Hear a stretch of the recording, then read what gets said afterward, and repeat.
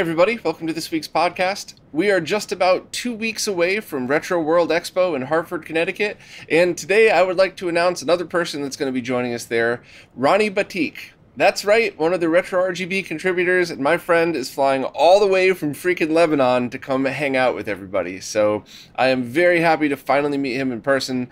If you see us walking around, come talk music, come talk video games, whatever you got. But this is going to be a very, very cool expo / hangout session because there's so many awesome people coming. So hope to see you there, but let's jump in and see what we got going on this week.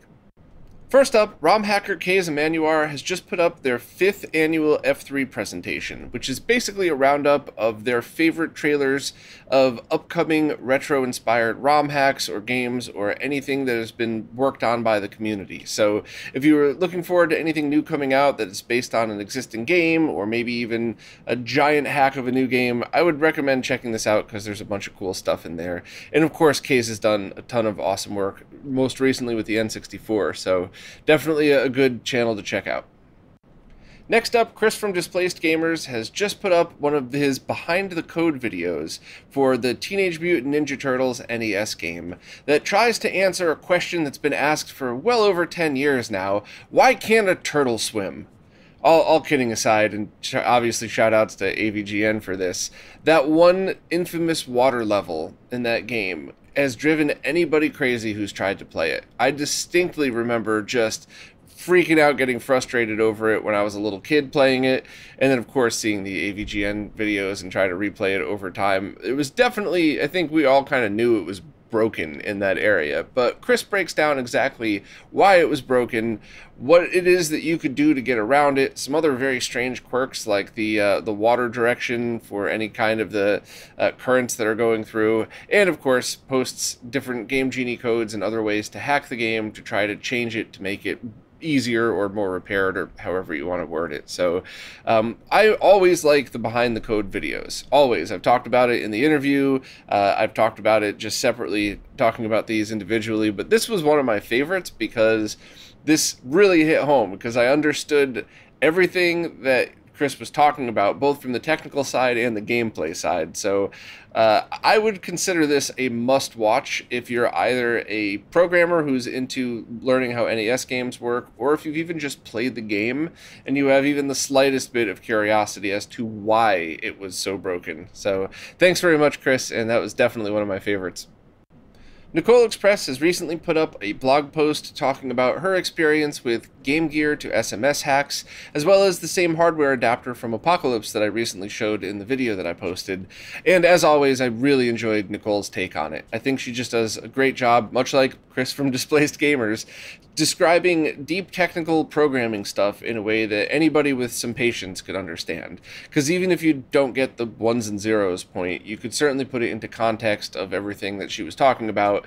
So it does make it pretty cool to understand. But if you're into this stuff, I would definitely read this. And, you know, I maybe would, if you're not as technical, you might want to start with the video I did a while back just to get kind of like a arm's length view on this. But I like how Nicole broke everything down and kind of talked about how these games work and what the technical differences are between them. So if you're into this stuff at all, this is definitely something that you would probably want to read through. And Nicole even went back and updated it after the fact when she found out a few other things about it. So kind of an interesting one. I always was kind of obsessed with Game Gear and Master System because I had them as a kid and they were neat, but there were always some obvious flaws with them, and so this stuff was extra interesting to me. And I know there's a lot of old school Sega fans out there that are interested as well. So please check out Nicole's blog post, which is 100% free, no paywall.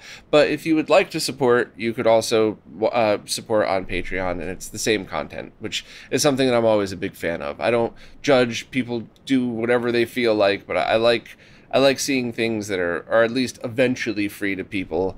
But you know, this stuff takes a tremendous amount of time, so it is really cool to see people get compensated for it as well. So thanks, Nicole. This week's podcast is once again brought to you by JLC PCB, and this week we're continuing the discussion on how to design your products around PCB assembly and manufacturing, because it is much different when you're designing stuff that you're going to be hand soldering one or two prototypes versus designing something around mass production, as well as how to deal with stuff in a global part shortage. So let's just pick up right from where we left off last week when we were just nearing the spot in order to place our order, but I said I wanted to make one last change. Picking up right from where we left off last week, we have the panelized file that we made ourselves, and let's check out the price. So total is $22, which is pretty damn amazing considering what you're getting, but let's break this all down. So the PCB price is only $2. The SMT price for the assembly, just $4 in components. SMT assembly is cheap. Setup fee is only $8. This would have been more if you asked JLC PCB to panelize it, which is another reason why I suggest doing it yourself, not just learning and control, but you get to save a little bit of money. You have to pay for the stencil, but here is what I wanted to talk about as well, the hand soldering labor fee. So in the weekly videos that I show that go through JLC PCB's assembly process, it shows how the final step is any hand soldering that's necessary. And since we're only doing 2 panels, it's very cheap. But what if you were making 1,000 of these, not just 2 panels? That's when you have to pay attention to designing these products for mass production. So let's check out the fix. We're going to take that exact same panelized Gerber file, but swap out the through-hole LED for a surface mount one. Now, once again, if you're just talking about making 1 or 2 panels, it's really not that big a deal, and the price isn't a massive difference. But if this is a project that takes off, and you suddenly want to buy 1,000 of them, it's going to then make a very big difference in price and assembly time, and it's going to even make it easier on JLC PCB. So let's review the price structure now. The PCB price is still $2, and then if you go through everything else, it's still cheap components, or a little bit cheaper actually because the LEDs were cheaper. The SMT assembly fee is still the same, and setup fee is still the same, but there is no extra fee for the through-hole components. So if this is something that you're going to do in large quantities, I would strongly recommend designing around production. So let's save this to the cart in order, and then follow up next week to see how they came out. Both the N64 digital and PS1 digital HDMI mods have gotten firmware updates, and the PS1 digital is now updated to the PixelFX framework. So there's a bunch of stuff to talk about around this, but first, the basics. The new firmware adds motion adaptive deinterlacing to both, which is very cool for 480i titles. It adds the polyphase scaler that was used on the N64 over to the PS1 digital, and it also has HDR support added to both, and scan lines, the new full CRT filters, have been added to the PS1 digital. And of course, as we've been learning, as Mike's been testing with the RetroTink firmwares, HDR mode's really, at least at the moment, only designed for use with scan lines so that you can get the extra brightness so that you don't have to keep messing with the brightness settings on your TV every time you want to switch between scan lines and non-scan line content. So very cool to see this. But kind of some history behind it. So the PS1 digital was originally made by Dan, Citrus 3000 PSI, and Christoph, Chris 2600.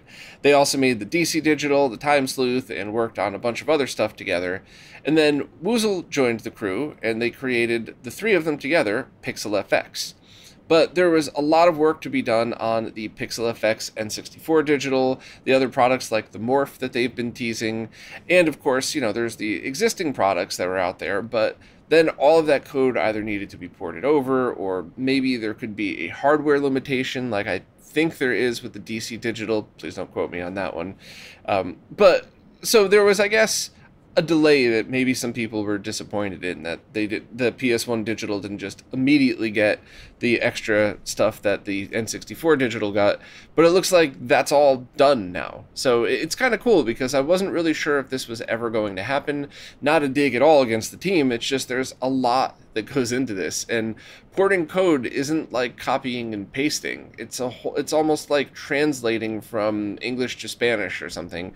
Actual programmers are rolling their eyes at me now, but non-programmers at least might have a little bit of an insight into this. So it's really awesome that this is able to be done, and I'm really interested to see now that these are both on the same framework, what cool and neat features are going to be added to them as time goes on. Now, in this post, Alex did a screenshot and a bunch of descriptions of the different editions. So if you want a very good overview, I would absolutely read through this. And then Christoph posted how to port your PS1 digital from the original firmware over to the PixelFX firmware. It's super easy, but the video is there to walk you through every step. So this is very cool. Thanks very much to the team for continuing to support this. It's my personal opinion that none of these things needed to come over. I thought the PS1 digital was excellent as is, but they're here now. So whether you think they needed to be here or not, now you could enjoy them just by doing a free and simple Wi-Fi update. So for more information, check out Alex's post, but thanks to the team for continuing to update this stuff. Now it's time for this week's Mr. News, care of Lou from Lou's Retro Source. As usual, I'm going to skim through these, and if you hear anything that piques your interest, or you just want to hear Lou's take on it, please check out his video and, of course, the post here on RetroRGB.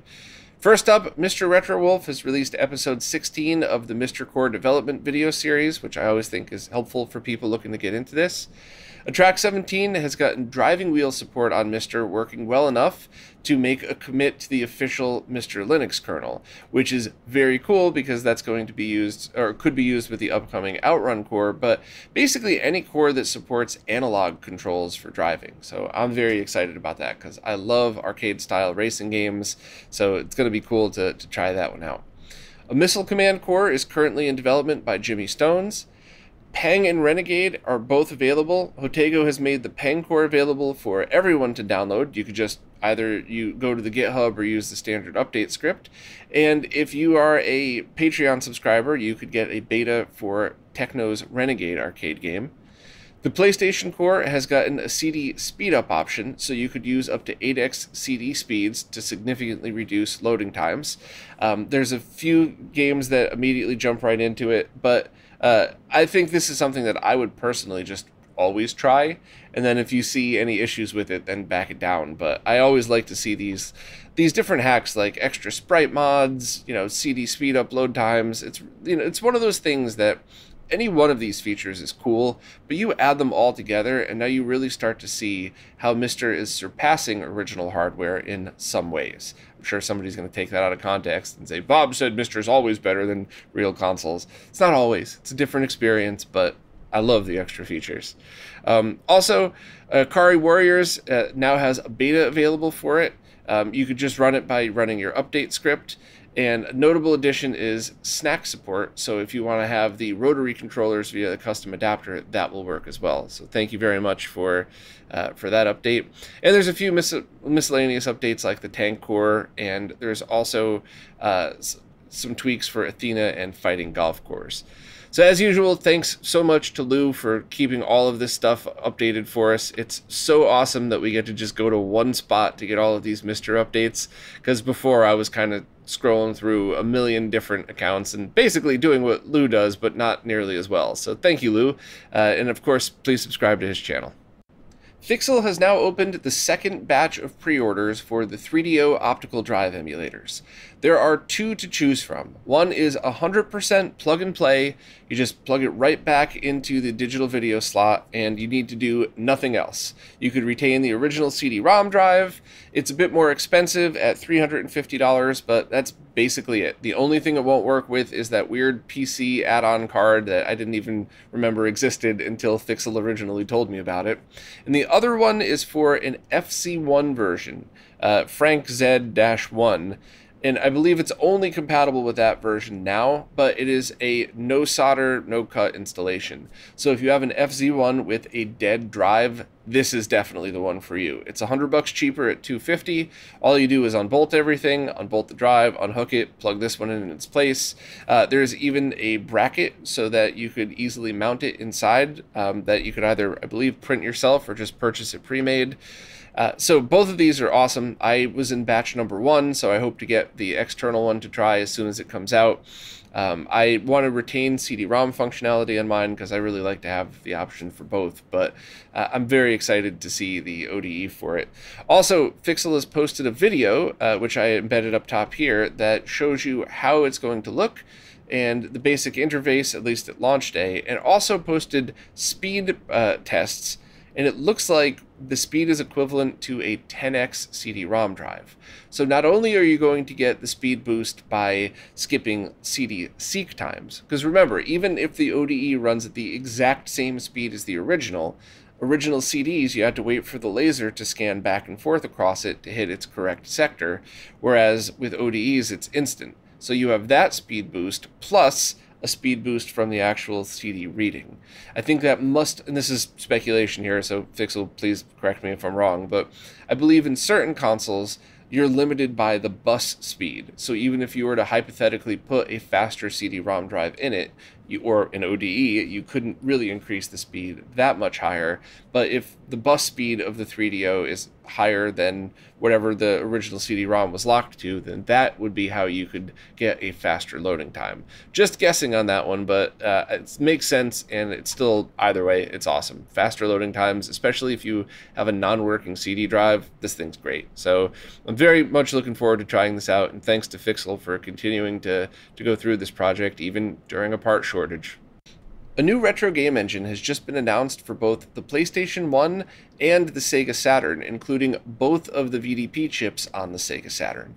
And this project is being headed up by Gabriel Pyron, who does all of those amazing color hacks and has done a ton of work in the retro scene, and Thiago Cabral, who had ported Sonic the Hedgehog to the Super Nintendo through a custom 2D engine while retaining the same speed and feel. This isn't one of those like graphical hacks where you put Sonic on Mario, which are neat, by the way, but this was totally different. So if there were ever two people to head up a project like this, it would definitely be Gabriel and Thiago, and it's very exciting to see what could possibly come out of this. Because while there were certainly a ton of great 2D things on the Saturn, the 3D stuff is probably what most of the focus of the PlayStation library was on. So it's really cool to be able to see exactly what could be coming for this. They've already showed an engine demo running on the Mr. FPGA PlayStation core, and of course there's also some real hardware demos as well. So this is something that just lays the groundwork for so much awesomeness coming forth in the future. Dave did a great post laying out everything that you would need to know about this. And of course, if you want to get a sense of how important a brand new engine would be for something like this, check out the original DF Retro video, which of course is right here in the post, that shows exactly how the Sonic port is working on the Super Nintendo, because it really will give you a sense of how absolutely awesome this could be. So definitely check out Dave's post if you're interested, and especially if you think you might be able to contribute, or maybe you have a game that you're working on that might take advantage of being ported over to the Saturn or the PlayStation 1. Either way, this is always exciting. And, you know, even though I'm not a developer and I'm fairly useless when it comes to this stuff, I can at least spread the word and hopefully the positivity, because I really think stuff like this could be a game changer down the line when people start using it to port their own games. So thank you very much to Gabriel and Thiago, and I can't wait to see what comes of this. Some new cores are now available for the Analogue Pocket's Open FPGA side, but we need to make sure that we get these names right for these things, because people seem to keep calling them jailbreak cores. There is nothing jailbreaky about this at all. I don't know if this was Analogue's marketing that, you know, that slid that in under the radar, or if that was just the one or two YouTubers that put up their clickbait titles because they wanted people to notice them and think that there was a jailbreak. You know, it annoys me, but I also, you know, I hate the game, not the player, so fine, whatever. But these are not jailbreak cores. The reason people describe them as such is because you could now download Game Gear, Master System, and SG-1000 cores to the Pocket and load up your ROMs. So from the perspective of I get to put ROMs on a micro SD card, yes, just like with the original jailbreak for the original, what was it, the NT Mini, then it's the same theory there, but this is not a jailbreak. These are private cores released that allow you to load ROMs. It's not the same thing. If it were a jailbreak, you would be able to use the original Analogue Pocket firmware and load ROMs on it. That is not what this is. This is just a separate thing that allows you to run your own cores with your own ROMs. Still no official word as to where these miraculously came from, but it does kind of open up some things for discussion. So first, everything that I just said was positive. I have no problems with any of this. I just want to make sure that people know this is not a jailbreak. So that's not a dig against Analogue. It's not a compliment to them. It's just facts, right? Water's wet, fire's hot. This is not a jailbreak, period. If you want to look at it that way, cool, but please check some, or, try to pick your words a little bit better so we could all understand what's going on with this. Also, it does kind of open up a bit of an interesting discussion, because if these cores did come from Analogue, which would make sense because it would promote their open platform, it would allow you to play ROMs without releasing a jailbreak, so that they could, if any company like Nintendo comes after them, they could just wink wink nudge nudge, hey, we didn't do that, somebody else, this is an open platform, we're still locked down. Like, it makes sense, but it is kind of interesting to see because their platform is open FPGA, but does that mean people can release closed source cores on open FPGA? It's kind of an interesting discussion. I'd like to hear what the community had to say about it. I said in my mostly very positive rant last week that it was, I have almost all good things to say about this, but there are some things that could go very, very wrong, and there's really only one person that could make it go wrong. So let's hope they're thinking about the big picture and not just whatever small cash grab they could possibly make if they wanted to do strange things. But it is interesting. Do you call a platform open FPGA but allow closed source cores in it? Does it matter at all? I think people who have been in the scene long, and people who are especially been in development or open source projects, even not even remotely related to gaming at all, can kind of see the dominoes fall as to the different paths that things like this could go down. So I want to stay positive because I genuinely loved the Pocket. I'm not a handheld gamer, so I sent that one back to a friend who let me borrow it. I'm not going to buy one. I've been blacklisted by them for years, so they sure as hell aren't going to send me one. But it's not for me anyway. I'm not a handheld gamer. But all that said, I thought it was amazing. The screen was beautiful. The functionality was great. It's a little heavy, but I don't think most people would care about that these days, especially when you're basically carrying around tablets in your pocket as phones. And I do like the open FPGA side of things. I just really want to see this go down the right path. So Analogue, or not Analogue, keep releasing your cores on this, because I really do think it'll help spread awareness. It might motivate more people to port their own cores over. But it's definitely going to be interesting because, are you porting your cores over with full functionality? Are they locked down? Is it really not Analogue? Is there just some person out there that is doing this? I mean, that doesn't make any sense to me, but I'm not an FPGA expert, so would love to hear your thoughts, your positive thoughts on that. I really don't care if somebody has super negative things to say, because it never adds to the conversation, but mostly awesomeness coming out of this. Let's try to get our nomenclature correct, and I'm really interested to see what comes down the pipe with this, because it's a very interesting platform, and certainly a lot of potential for awesomeness. Do you have a Sony PVM monitor with one of those giant pin adapters in the back that kind of look like an old parallel printer cable? If so, you might be able to use that monitor as a CGA monitor for older computers like the Tandy 1000 and anything else that has that older style graphics. That's exactly what Sterling did, and he posted a guide on how to make your own cable. Now, of course, do this at your own risk. We're not responsible if you explode your PVM because you plugged your RGB cable into the wall socket, etc., etc. But basically, as long as you have a cheap multimeter where you could just tone out different points, this should be a fairly easy installation. And I don't believe that soldering is even required, because Sterling linked to a punch-down adapter style thingy. But basically, if you just follow the guide and double check to see if you have the same port in the back, and then of course follow the guide on which cable to buy, cut one end off, use the punch down, it's all pretty straightforward and pretty easy. And it's pretty cool that something fairly cheap like this can turn your monitor into something even more useful than it already was.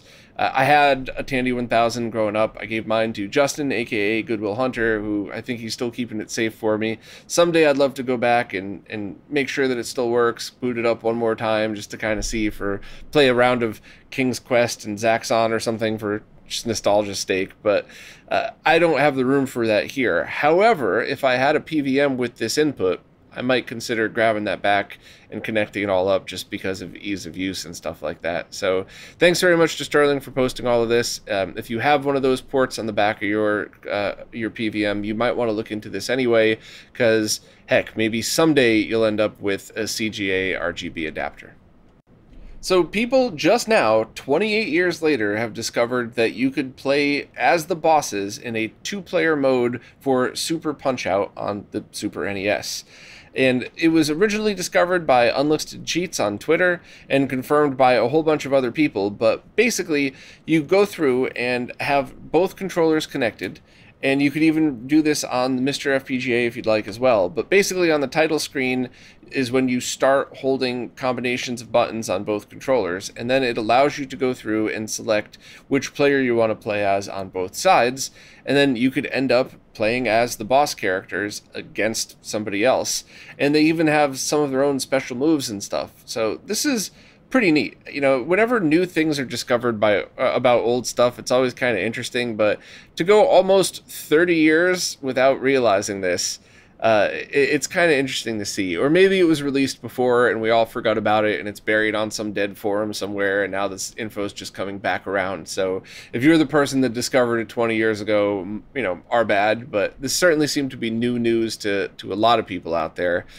So if you go through and you check out Easy Goodnight's post, you can see all of the different screenshots, the different things that are available, and of course there's even a up plus X and A could make Gabby J go out of range and restore some health. It's kind of neat. So you could kind of see some of the different secret player move or second player moves and all of that stuff.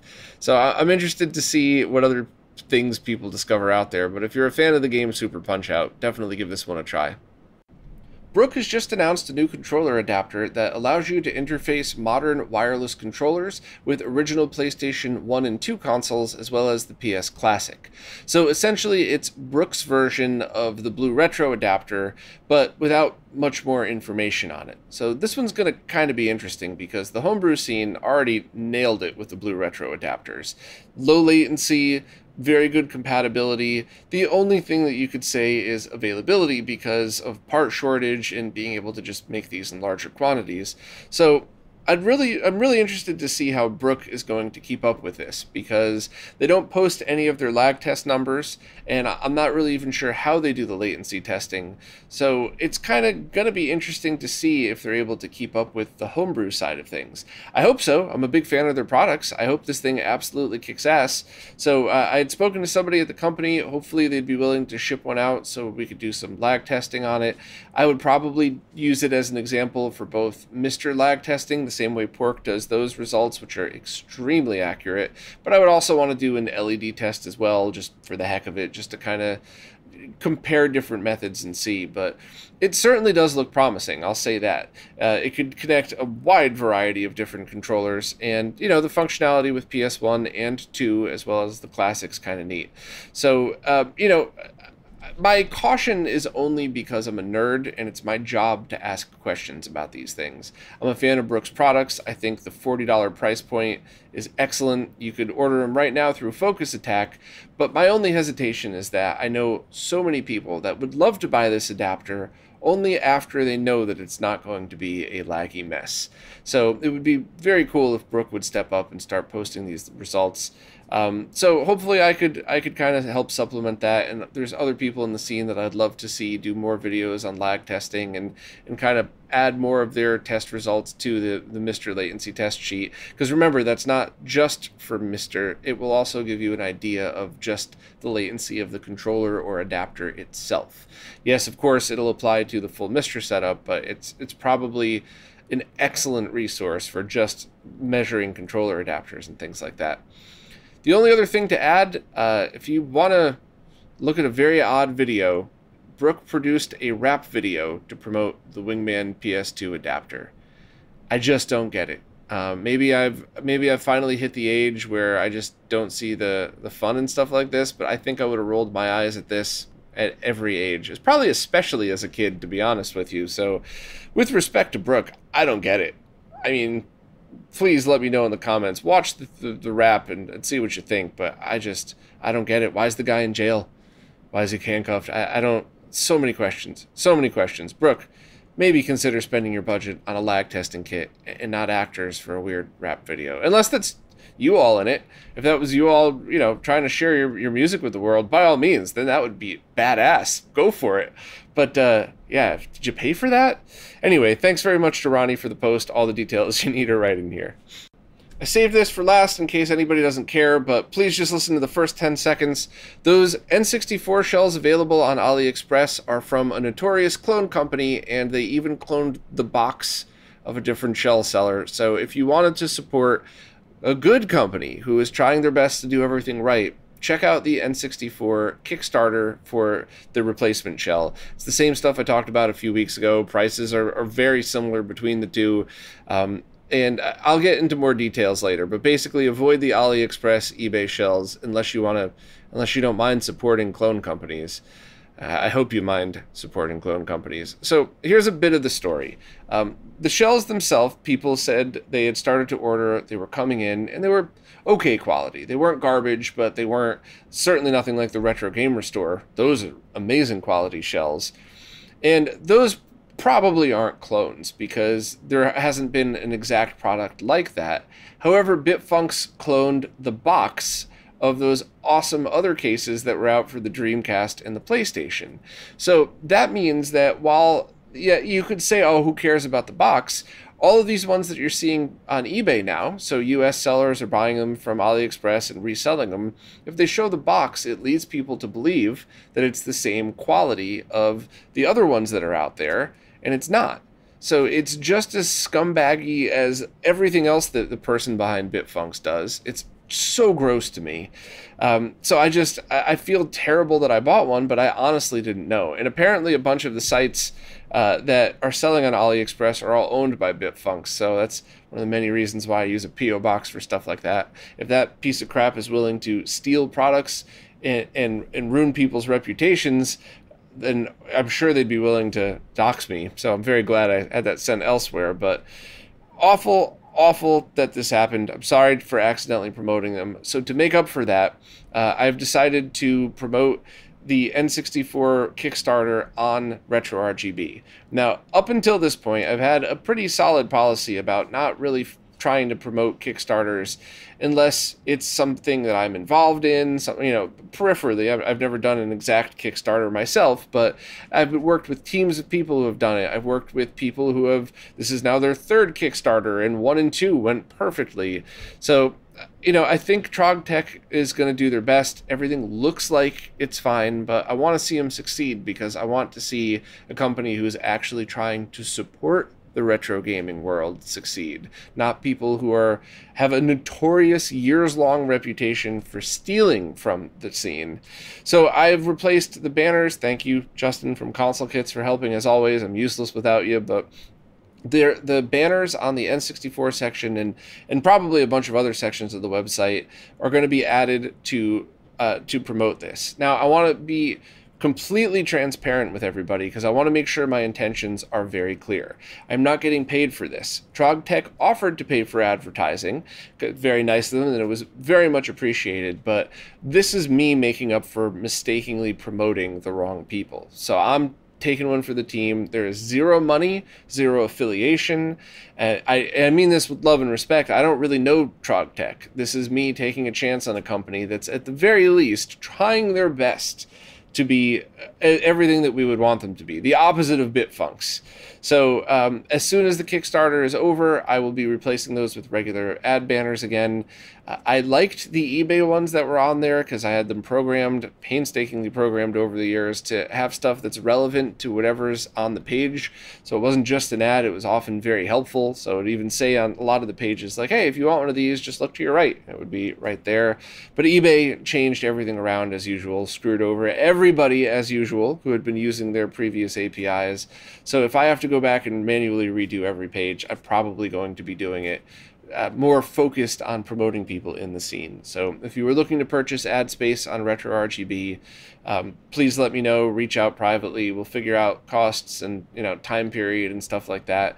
But I want to make up for my mistake, and I want to promote the TROGTech N64 case Kickstarter first for free on there, just to try to say I'm sorry, because, you know, if you promote something, Bitfunks didn't steal those cases, but then they stole the boxes, and you're essentially funding a clone company to do more awfulness. So I feel awful. I really, maybe I should have just waited until mine came in to promote it, but a lot of other people were talking about them, so I figured get the word out and see what happened. But I guess on the flip side, if I didn't get the word out and have people start talking, I wouldn't have known that they were using the cloned boxes until now. So yeah, I don't know. I think there's just no way out of this one. I screwed up. I'm going to try to make up for it. So as long as TrogTech delivers a decent product, you know, hopefully I could try to help.